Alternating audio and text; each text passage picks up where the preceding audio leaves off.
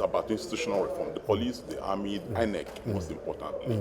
Now, a lot of Nigerians believe that the appointment of INEC Chairman is influenced by a particular political party, especially the one in power. We've seen it happen that during elections, so institutions see it as an opportunity for them to make money, and that has affected. If you are speaking to institutional reforms, how will you talk about INEC in participating in what is happening in our current electoral process? Yeah. No, I will say that it is very, very important we pay attention to putting people with integrity, with professionalism in the management of our public institutions generally.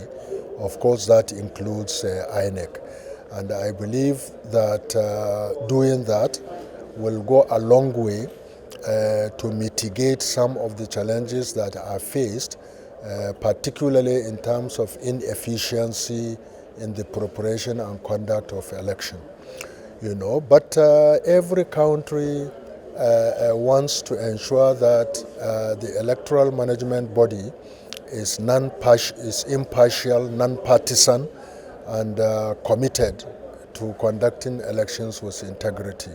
So in the appointment of people into electoral commissions, particularly into our own INEC, definitely it's important for our politicians to recognize that INEC needs to remain independent, needs to remain well-funded, but above all, needs to have people appointed who are not partisan and who are not corrupt, people who have integrity and who can act in accordance with their conscience.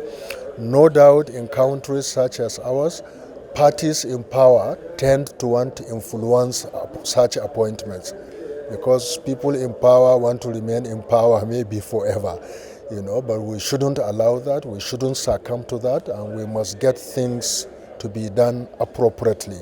And the appropriate thing to do is to protect and defend the respectability and the integrity of the Independent Electoral Commission.